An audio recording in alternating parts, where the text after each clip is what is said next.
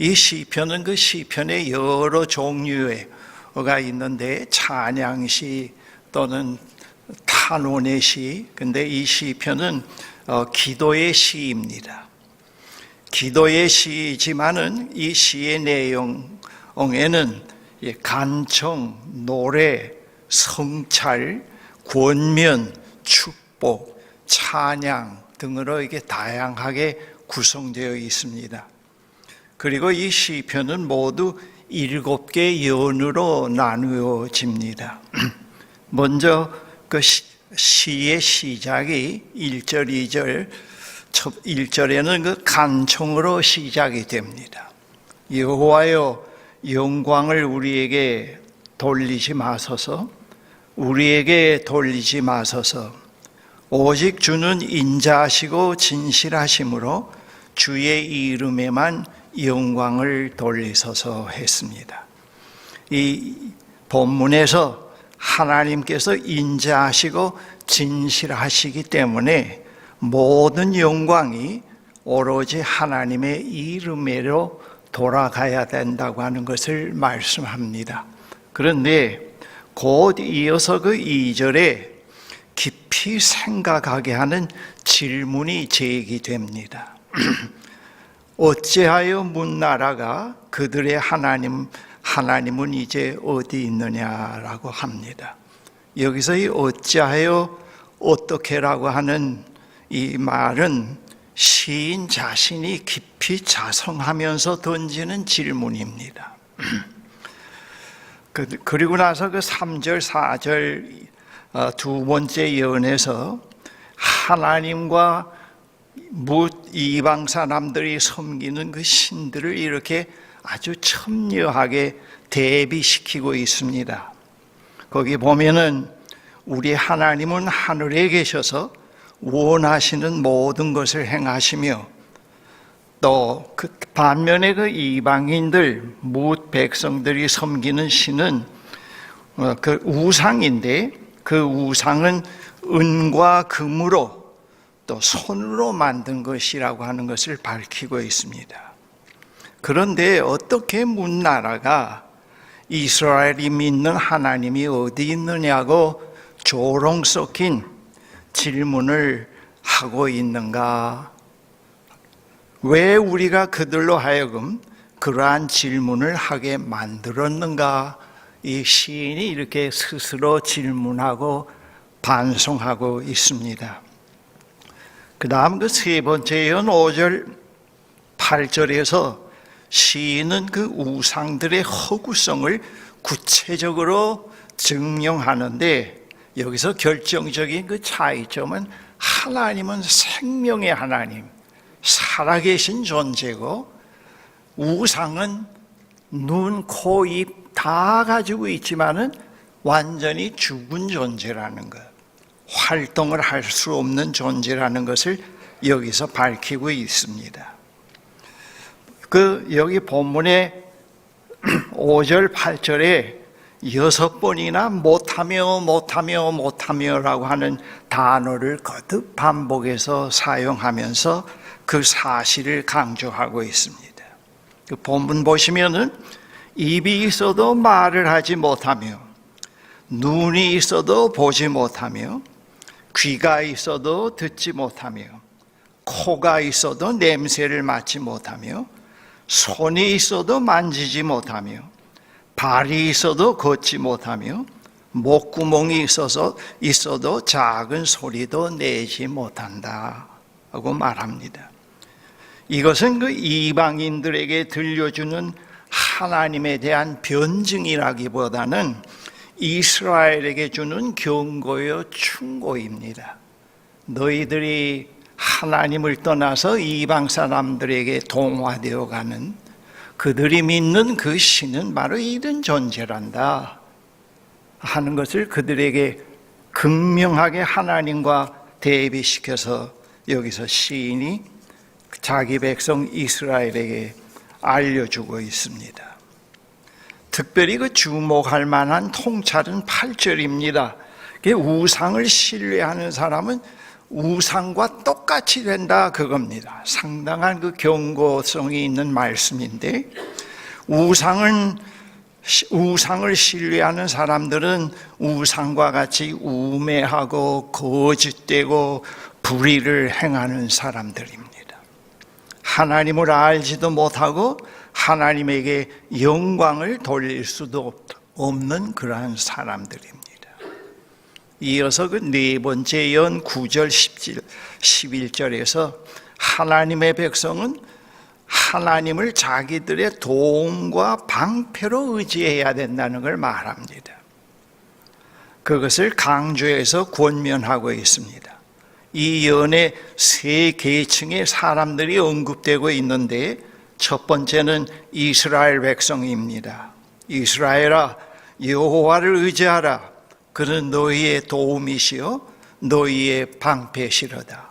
두 번째 계층, 아론의 집이요 여호와를 의지하라. 그는 너희의 방패시로다. 그다음 마지막, 여호와를 경외하는 모든 사람들을 다 포함합니다. 여호와를 경외하는 자들아, 너희는 여호와를 의지하여라. 그는 너희의 도움이시요 너희의 방패시로다 했습니다.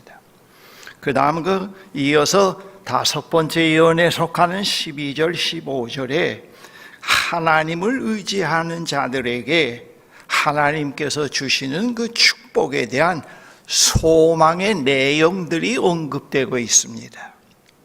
이런 하나님으로부터는 그런 축복의 내용들이 어떤 것이라 하는 것을 일일이 열거하고 있습니다. 그리고 마지막에 위로의 말씀이 나옵니다. 여호와께서 우리를 생각하사 복을 주시되 이스라엘 집에도 복을 주시고 아론의 집에도 복을 주시며 높은 사람이나 낮은 사람을 막론하고 여호와를 경외하는 자들에게 복을 주시리로다. 여호와께서 너희를 곧 너희와 너희의 자손을 더욱 번성하게 하시기를 원하노라. 너희는 천지를 지으신 여호와께 복을 받는 자로다 했습니다. 그 다음 그 여섯 번째 예언 16, 17절에서 하늘과 땅과 죽은 사람들의 세계에서 하나님께 이르는 서로 다른 거리를 말하고 있습니다. 다 같이 하나님이 주신 땅에서 살고 있지만은 하나님을 찬양하는 사람과 그렇지 못한 사람들로 나누인다고 하는 것을 여기서 말합니다. 하늘은 여호와의 하늘이라도 땅은 사람에게 주셨도다. 죽은 자들은 여호와를 찬양하지 못하나니 적막한 데로 내려가는 자들은 아무도 찬양하지 못하리로다 했습니다. 그리고 마지막 18절 시의 결론이 우리는 이제부터 영원까지 여호와를 송축하리로다 할렐루야로 마치고 있습니다. 이 모세가 이스라엘 백성들을 애굽에서 데리고 홍해를 건너서 광야에 나왔을 때 하나님께서 모세를 시내 산으로 올라오라고 부르셨습니다. 거기에서 하나님은 모세에게 이스라엘 백성들이 하나님의 백성으로서 그 이방 세계에서 어떻게 살아가야 할 삶의 헌장이 담긴 십계명을 두 돌판에 새겨서 주셨습니다. 그런데 그 기간이 좀 있었습니다. 그때 이스라엘 백성들은 매우 불안했습니다. 광야에는 먹을 것도 없고 함께 더불어 살아갈 수 있는 이웃도 없고 황량한 그런 상황입니다. 그때 그들에게는 어떤 유혹이 왔는가 하면은 모세가 이미 우리를 떠나 있으니까 우리를 섬길 수 있는 신을 만들자고 해서 금송아지를 만들어 놓고 그 금송아지를 중심으로 해서 제사를 드리고 춤을 추고 광란의 잔치를 벌이게 되었던 겁니다. 그때 모세가 내려와서 그 광경을 보았습니다. 그때 하나님께서 모세에게 이스라엘 백성을 완전히 쳐서 멸망하시겠다고 하는 걸 알려주셨을 때 모세가 그 출애굽기 32장 11절 12절에 보면은 상당히 매우 진솔하고 간절하게 하나님께 이렇게 기도를 합니다. 주님, 어찌하여 주님께서 큰 권능과 강한 손으로 이집트 땅에서 끌어내 주신 주님의 백성에게 이와 같이 노하십니까? 어찌하여 이집트 사람이 그들의 주가 자기 백성에게 재앙을 내리려고 그들을 이끌어내어서 산에서 죽게 하고 땅 위에서 완전히 없애버렸구나 하고 말하게 하렵니까? 제발 진노를 거두시고 뜻을 돌이키시어서 주님의 백성에게서 이 재앙을 거두어 주십시오 하고 간절히 하나님께 기도를 했습니다. 드디어 하나님께서 그 재앙을 거두셨습니다. 그러나 응분의 벌을 받아야 할 사람들은 많이 죽었습니다. 그 이스라엘에게는 하나님의 이름을 이방 사람들에게 알려주는 것이 그들의 소명 가운데 가장 중요한 부분으로 포함이 되어 있습니다. 그러한 사실을 그들도 기억하고 알고 있었습니다. 그러나 이스라엘의 역사를 보면은 그렇지를 못했습니다. 특별히 그 이스라엘은 그들의 포로 생활 기간에 이러한 자신들의 소명을 거의 다 잃어버리게 되었습니다. 그 이유는 이스라엘에게 그들이 믿는 하나님보다도 그들을 포로로 잡아간 그 나라가 더 위대하고 더 크게 보였고 그들이 섬기는 신이 더 위대하게 보였던 것입니다. 이스라엘은 그 종교, 이방 사람들이 섬기는 그런 종교에 강요당함이 없이 자연히 이방신, 즉 우상들에게 마음이 기울어지기 시작을 했습니다. 이스라엘은 그들의 포로 생활에서 하나님의 그 진노 자체가 살아계신 하나님, 사랑의 하나님, 진실한 하나님의 역사라는 걸 몰랐던 것입니다. 자기들이 포로로 잡혀왔다는 그 사실 자체가 강대국의 힘 때문에 그렇게 됐다는 것을 그렇게 그들이 생각을 했던 것입니다. 그들의 포로 생활에 전능하신 분이 참 전능하신 하나님의 그 참되신 활동이 그들의 하나님의 섭리가 숨겨져 있다는 것을 전혀 보지를 못했습니다.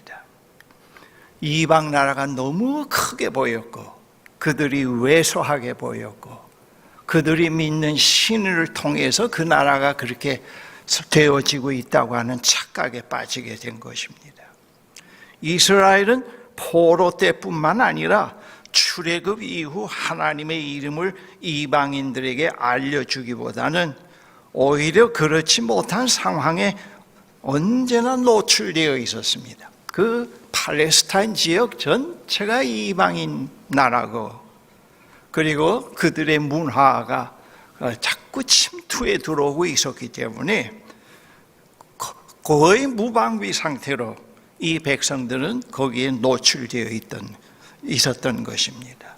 이것이 바로 이스라엘이 늘 당면한 위기였던 것입니다. 옛날 이스라엘이 신앙 공동체로 형성되어가는 과정에서만 아니라 오늘 이 현실에서도 그러한 위기에 이스라엘은 노출되어 있습니다. 현대적인 무기로 개발되었다고 하는 것뿐이지 상황은 옛날이나 똑같습니다. 그리고 그 자체 안에 많은 이방적인 우상적인 그런 요인들이 그 나라 속에 지금 이스라엘 속에도 있습니다.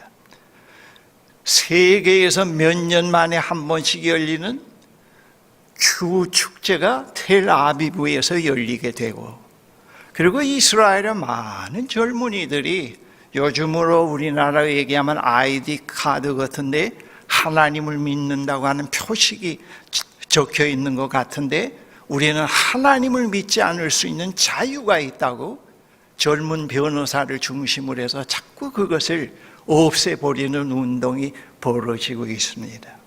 옛날이나 지금이나 같은 그러한 위기 상황 속에 있습니다. 하나님을 믿는 그런 삶의 목적과 하나님 자신이 이스라엘 백성들의 삶의 근거요, 의미요, 목적이지만은 그들은 그런 것들을 버리면서 다른 문화에 자꾸 동화되어 가고 있는 것을 우리가 보고 있습니다. 이스라엘을 불러내신 하나님은 이방인들이 섬기는 신들과는 너무나 다르습니다.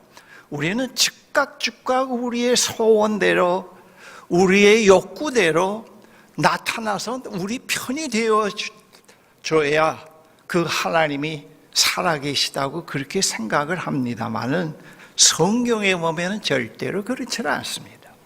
하나님은 우리 소원, 우리의 생각, 우리의 가치관대로 움직여주는 그런 하나님이 아니고 자기의 뜻대로, 자기의 깊은 생각대로 그가 원하시는 일을 때에 따라서 이루어 가신다는 것을 성경에서 분명히 말씀을 하고 있습니다.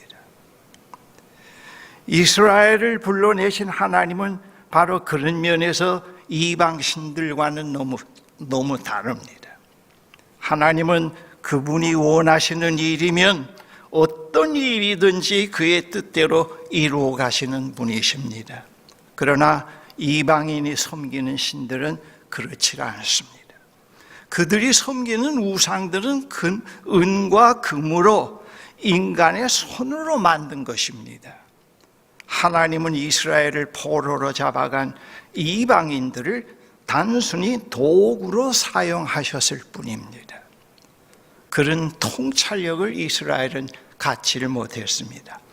여러분 예언서를 읽어보면 예언자들의 특별한 안목은 바로 그런 면에서 일반 백성들과 다르다고 하는 것을 보게 되고, 우리는 그런 면에서 오늘도 이스라엘의 예언자들이 쓴 예언서를 주의 깊게 읽어갈 필요가 있고 우리의 안목이 자꾸 새로워져야 될 그런 필요가 있는 것입니다. 이 시에서 이스라엘 전체 그리고 제사장직을 수행하는 아론의 가문, 하나님을 경외하는 모든 사람들에게 그것을 그런 가운데서도 여호와를 의지하라고 권면합니다.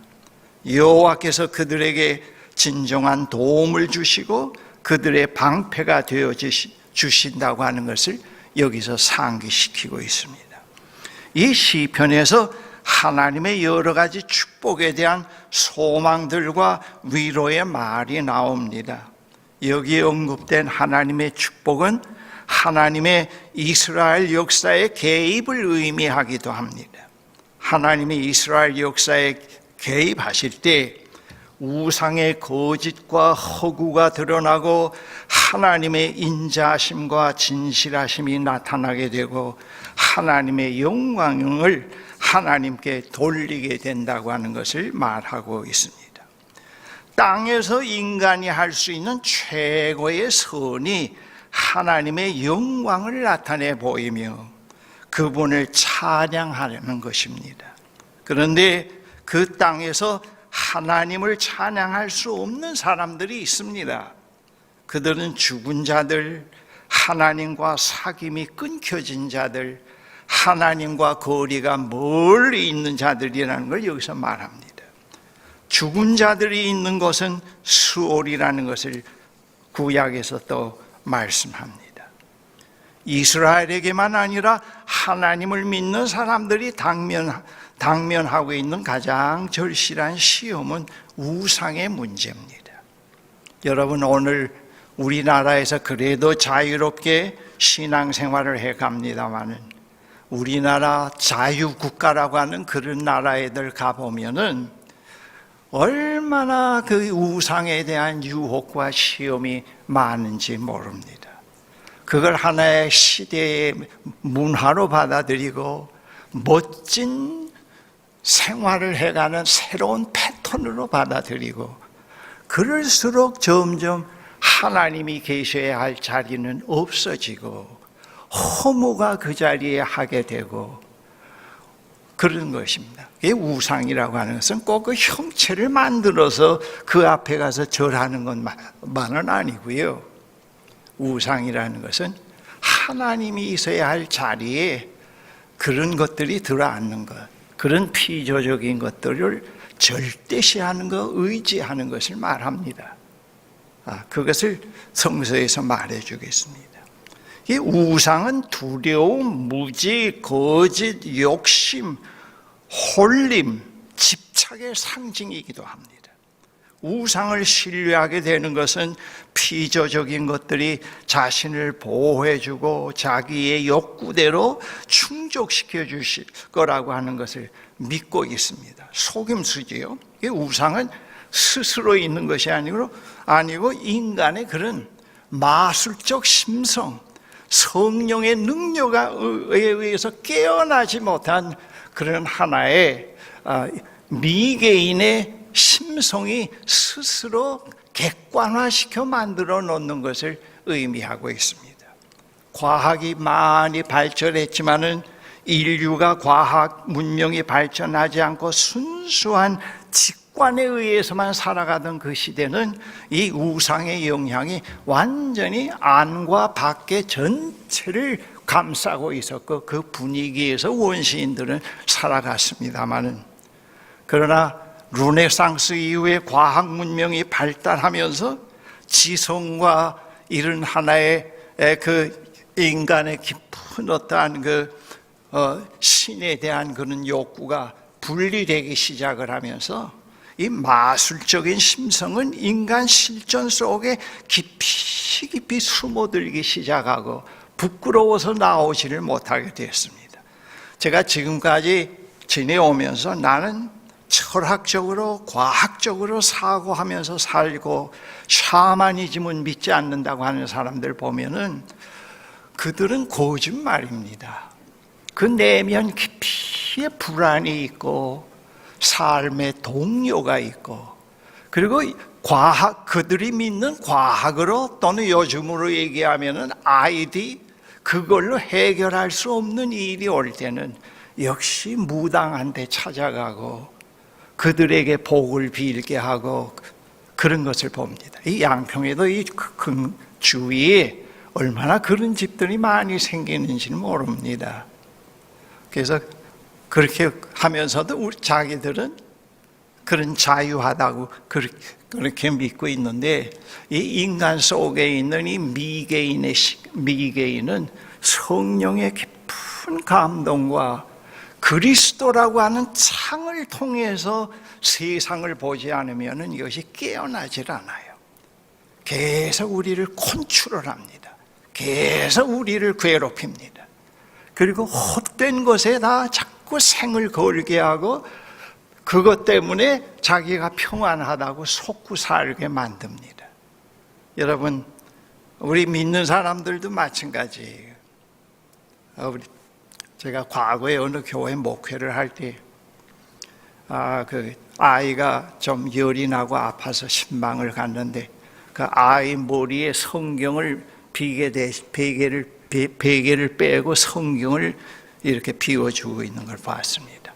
그래, 열이 내리라고. 제가 우리 어린아이 첫째 아이가 감기가 들어서 그 아파트 단지에 있는 가군했던 그 내과에 가다가 어느 교인 자매 두 사람을 만났는데, 그분들은 외국 가서까지 공부한 분들이고 소위 그때만 해도 중산층이요 엘리트라고 하는 사람들인데, 저를 보고 어디 가느냐 묻길래 우리 아이가 아파서 병원에 간다고 했더니, 목사 아들도 병원에 가십니까? 기도로 다 나을 터인데요. 이제 그렇게 얘기하는 걸 봤습니다. 여러분, 소위 그 엘리트 중산층이라고 하는 사람들일수록 상당히 그런데 그런 심성에 묶여서 사는 걸 봅니다. 왜냐? 그 엘리트 삶, 중산층의 삶이 깨어지지 않게 하려니까 그것이 영구하게 하려고 하니까 그것이 있기 때문에 자기들이 존경을 받고 밖에 나가서 그래도 어깨에 힘을 주고 살 수 있으니까 그런 것은 자기들에게 철저한 수호신입니다. 그런 자리에 그러면서도 와서 하나님을 예배한다고 숭배는 하지만은 믿지는 않습니다. 이 숭배와 믿는다는 건 달라요. 이 오늘 본문에도 이 우상을 숭배한다는 것과 트러스트한다는 것 단어가 구분되어 있습니다. 그렇게 돼요. 그래서 우리는 예수 그리스도는 우리들에게 거기서 깨어나게 만든 깨어나게 만드는 창입니다. 그리스도를 통해서 그 창을 들여다보면은 그 오시는 하나님, 참되시고 살아계신 하나님, 세상을 주관하고 계시는 하나님, 우리들에게 복을 주시는 하나님, 우리의 죄의 문제를 해결해 주시는 하나님으로 우리에게 자꾸 다가오게 됩니다. 그래서 이 기독교 신앙이 소중한 거예요. 그리고 이런 그 우상의 유혹과 이런 깐죽거리는 우상의 장난에서 우리가 벗어나기 위해서는 계속해서 깨어 있어야 되고, 그 예수님도 하나님 나라가 어떤 것이라는 것을 비유의 창을 통해서 보게 만들었습니다. 성경에 50여 개에 있는 비유, 그거 하나의 비유의 하나님 나라의 창인데 그 비유의 창을 통해서 들여다볼 때 하나님 나라가 어떤 거라는 것이 부분적으로 드러나게 합니다. 그래서 거기서 계속 깨어나는 작업, 성령의 도움에 의해서, 그것이 이제 그리스도인의 자유와 연관이 되어 있습니다. 자유하면은 오기대로 하는 것, 하고 싶은 대로 다 하는 걸 자유라고 생각하면은 그건 착각이고요. 우리가 신앙에서 말하고 있는 자유는 그런 자유가 아닙니다. 그렇게 자유할수록, 그 자유를 터득해 갈수록 불안은 있지만 불안에 먹힘을 당하지 않고, 내일의 양식이 없지만은 그것 때문에 울고 불고 하지 않고, 이미 간직했던 것이 다 없어지더라도 그 가운데서도 하나님을 찬양할 수가 있고, 코로나 확진이 되어서 코로나 확진 환자와 같이 들어가 있으면서도 성경을 들고 자기가 확진자지만은 하나님의 말씀으로 그들을 권면하고 같이 하나님 나라로 가자고 합니다. 그들 하나님이 전혀 없다고 하고 부모들이 교회 가는 것을 비웃었던 의사들이, 젊은 의사가 그것을 보고 깊이 회개하고 그 다음부터 기도를 하기 시작하고 환자들을 돌보기 시작하다가 나중에 하나님이 계시는 영원한 나라로 갔다고 하는 그런 수기도 읽었습니다. 외국에서 되어진 일입니다. 여러분, 이 기독교 신앙은 이런 겁니다. 오늘 이 코로나가 돌고 또 아이디 그런 것이 발달하고 또 세상이 지금은 아마 보면은 이 세상 전체가 다 소란 속에 있어요. 기반이 흔들려요. 제가 해방 이후에 지금까지 살아온 동안에 오늘날처럼 이렇게 소란한 적은 처음 봤습니다. 편안한 나라가 없어요. 그런 나라입니다. 이렇게 정말 오늘 이 주위를 둘러보면은 하나님이 안 계신 것 같고, 이 세상이 권력이 더 크게 보이고 또 어떤 과학기술이 더 크게 보일 수도 있습니다. 그러나 그렇지는 않습니다. 우리가 거기에 속으면 안 됩니다. 우리 존재 깊은 곳에 숨어있는 미개인이 깨어나지 않으면 우리는 우리 자신도 모르게 우상을 신뢰하면서 살아가게 됩니다. 미개인은 사실이 아닌 것을 사실이라고 집요하게 집착하게 만듭니다. 여기 집착증이라고 있죠. 문을 닫고 나오면서도 또 안 닫아서 가서 또 하고, 또 그 다음에는 손을 씻었는데도 손을 또 안 씻은 것처럼 생각이 나서 또 하고, 이런 것을 이 정신과 의사들을 그건 악의 장난이라고 그렇게 얘기를 합니다. 기독교 정신과 의사들이 악의 힘이라고. 거기서 환자들을 풀어주는 작업을 그들이 상당히 중요한 작업으로 하고 있습니다. 우리 이 우상이라고 하는 것은 바로 여러 유형으로 나타나는데 주님이 오실 때까지 이러한 것들이 계속 장난을 칠 거라고 봅니다. 우리나라도 그래도 자유주의 국가지만은 그렇지 않은 나라에서는 이 자리에, 우상의 자리에 통치자들이 앉아 있고 별의별 짓을 다 하고 있지 않습니까? 이 우상을 신뢰하게 될 때 우리는 하나님으로부터 떨어져 나가게 되고 하나님께 도움을 구하지 않고 다른 것에 도움을 구하게 됩니다. 예수 그리스도는 그런 의미에서 우리에게 진실을 보여주는 것, 참을 보게 하는 것, 누가 진정 참 신인가를 보여주게 만드는 아주 리얼한 분을 보게 만들고 만나게 하는 창입니다. 제가 예수 그리스도가 창이라고 하는 말을 과거에도 몇 번 쓰긴 썼습니다만 그런 의미에서 예수 그리스도는 우리에게 매우 소중합니다. 다른 성인들보다도 예수 그리스도만큼 성인들은 도덕적인 삶이 어떠해야 된다는 것을, 인간 수준에서 어떠해야 된다는 것을 얘기했다고 하면은 예수 그리스도는 살아계신 하나님을 우리에게 보여주신 분입니다.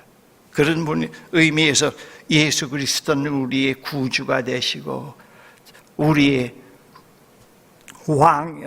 안내자가 되시는 그런 분이십니다. 그의 인자하심과 신실하심에 하나님의 인자하심과 신실하심에 눈을 뜨게 하고 그를 찬양하게 하고, 그리고 우리의 재물과 권력과 이 모든 것들은 다 하나님의 영광을 위해서 쓰게 만들어 준다고 하는 상당히 극적인, 우리의 생애에 상당히 극적인 전환점을 가져다 주기도 하는 그런 분이십니다. 마지막으로 미국의 유명한 그 구약 신학자 월터 브루그만이라고 하는 분이 있는데 아직도 이분이 살아 계신 걸로 압니다. 그분의 그 기도집에서 말이죠, 제가 발췌한 기도를 여러분들에게 소개하고 제 설교를 마치겠습니다. 좀 깁니다만은 좀 자세히 귀를 기울이십시오. 내용이 아주 중요한 내용이 있습니다. 그 제목이 진실하신 당신인데, 모든 진리의 주님, 우리는 말씀으로 현실을 비추시는 당신께 감사를 드립니다. 진실하신 당신은 세상을 보시며 참 좋았다고 말씀하셨습니다. 진실하신 당신은 우리를 영원히 사랑하겠다고 말씀하셨습니다. 진실하신 당신은 예수가 당신의 사랑하는 아들임을 확인해 주셨습니다. 진실하신 당신은 우리에게 두려워 말라고 우리와 함께 하신다고 말씀하셨습니다. 진실하신 당신은 그 누구도 당신의 사랑에서 우리를 끊어낼 수 없다고 확언하셨습니다. 당신의 진실하심으로 인해서 우리는 사랑 가운데서 살게 되고, 그러나 우리는 거짓으로 가득한 세상에 살고 그 가짜 세상에 기대어 믿op지 않은 삶을 쫓고 있습니다. 우리의 세계는 유혹이 끊이지 않습니다. 우리는 이곳에서 나쁜 짓을 좋다고, 좋은 것을 나쁘다고, 어두움을 빛이라고, 빛을 어두움이라고, 쓴 것을 달다고, 단 것을 쓰다고 말합니다. 전쟁을 평화라고, 평화를 전쟁이라고 말하는 이곳에서 우리는 무엇이 참이고 거짓인지 가릴 수 없습니다. 주님, 우리에게 용기를 주셔서 온갖 미사역으로 진실을 은폐하는 세상을 떠나게 하소서. 우리가 일어나는 일을 정직하게, 있는 그대로 말하게 하시며 우리에게 주어진 것들을 이해하여 올바르게 사용하게 하소서. 당신이 우리를 사랑하시듯이 우리도 이웃을 사랑하게 하소서. 두려움에 질려 진실을 비틀고 왜곡하려는 우리의 충동을 가라앉히셔서 진실을 이야기하시는 당신에게 돌아가게 하소서. 우리 또한 당신처럼 진실을 전하며 진실을 행하게 하소서. 은총과 진리로 충만한 예수의 이름으로 기도합니다. 아멘. 기도하십시다.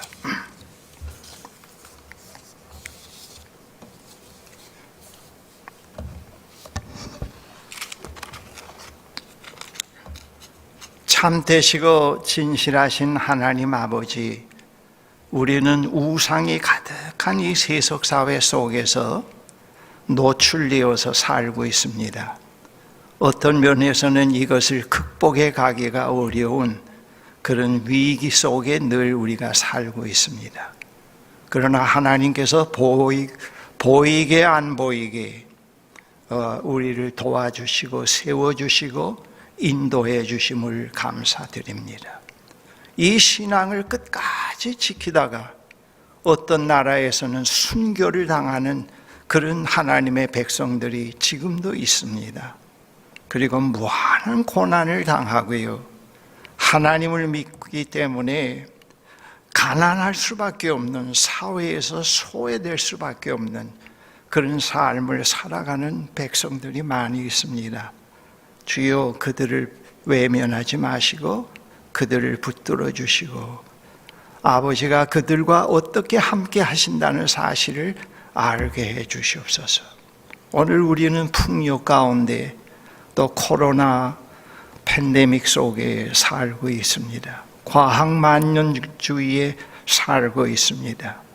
마치 오늘 이 세상은 하나님처럼 우리를 보호해 주는 것으로 인간의 모든 문제가 다 해결된 것처럼 착각을 일으킬 정도입니다. 주여, 우리로 하여금 속지 않게 하옵소서. 예수 그리스도를 통해서 영원한 세계를 보게 하시고 오고 계시는 하나님을 볼 수 있게 해 주시옵소서. 우리에게 참과 거짓을 분별할 수 있는 지혜를 주시고 우리의 적은 삶을 통해서, 소박한 삶을 통해서 하나님의 영광을 비출 수 있는 저희들이 되게 인도해 주시옵소서. 예수 그리스도의 이름으로 기도합니다. 아멘.